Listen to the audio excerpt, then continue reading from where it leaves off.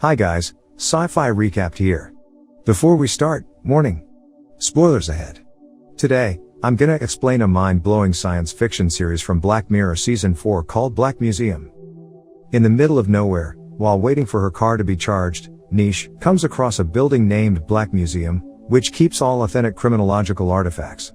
It's supposed to open at 11 a.m., but then she is approached by the museum owner, Rollo Haynes, who explains that the place is not for the faint-hearted and offers to give her a tour, as she is the first visitor today. After doing some inspection through her stuff, they proceed to the main room of the museum. As they walk, Niche explains that she is out this way to visit her father and celebrate his birthday as he lives nearby. The first stuff they come across is a device that looks like an electronic hairnet. Haynes starts to tell the story about the stuff and a little bit about his background. He was a neuroscientist for St. Juniper, a university hospital in New York which offers free health care for people in exchange for being allowed to be a test subject to their experimental treatment. Haynes approaches Dr. Peter Dawson, who just failed his surgery, in regards to testing an experimental neurological implant. He then explains that his team has just discovered a device which allows information to transfer from one brain to another. The experiment failed, but they found an interesting discovery when one of his employees spilled hot coffee all over the first mouse, Kenny. The device enables the second mouse, Hector, to feel the same physical sensation as Kenny. Hector will feel the same burn sensation as Kenny, but it will take no damage at all. Because of that, they managed to create a receiver that can be implemented to the human's body. Its purpose is to enable all the doctors to feel their patient's pain, without having to experience the physical damage, so that they would be able to cure the patients in the right way. Interested with the offer, the device then is applied to the doctor's neck. Thanks to that, Dawson becomes an expert at diagnosing and treating his patients. He also manages to save a lot of lives. It turns out that the implant also enables him to receive pleasurable sensations. Dawson also uses the device to enhance sex with her girlfriend by feeling her sensation, causing him to experience male and female orgasm at the same time. Everything is going well for the doctor until one night where a poisoned senator is brought into the hospital. Dawson is connected when the senator suddenly dies. It is the first time he experiences death.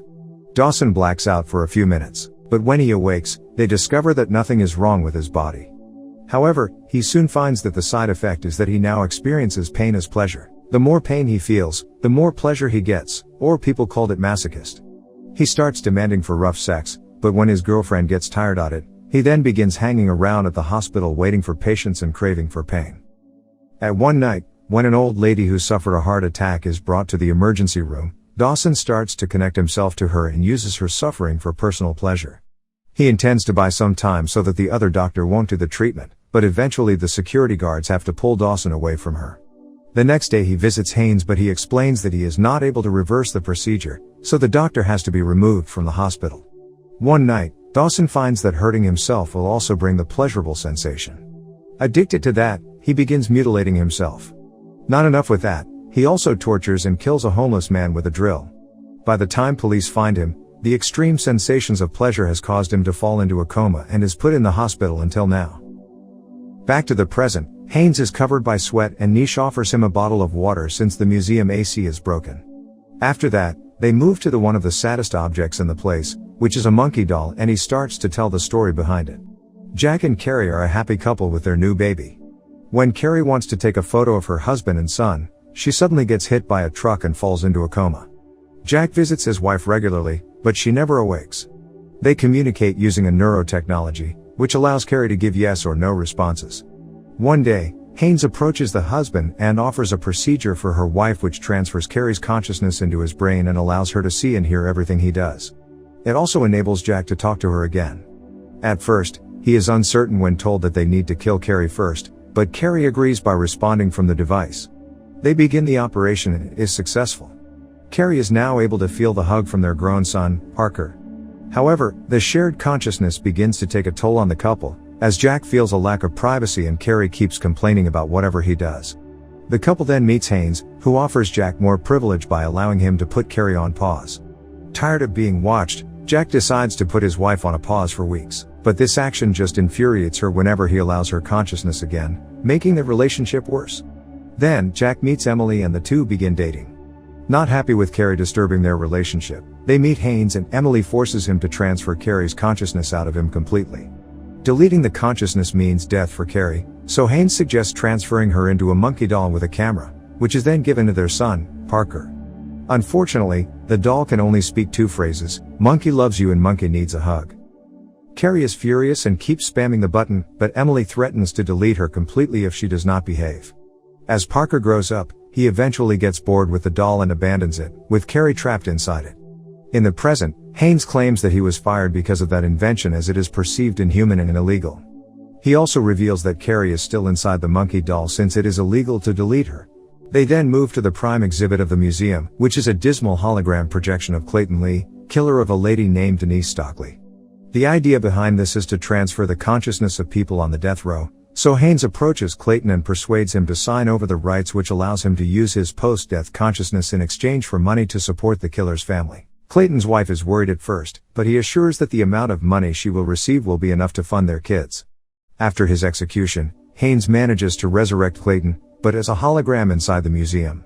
He sets Clayton up in an execution display, in which the visitors could pull a lever to make Clayton scream as he feels the agony of being electrocuted without killing him. The visitors will also be rewarded a keychain souvenir, displaying a copy of Clayton screaming in agony.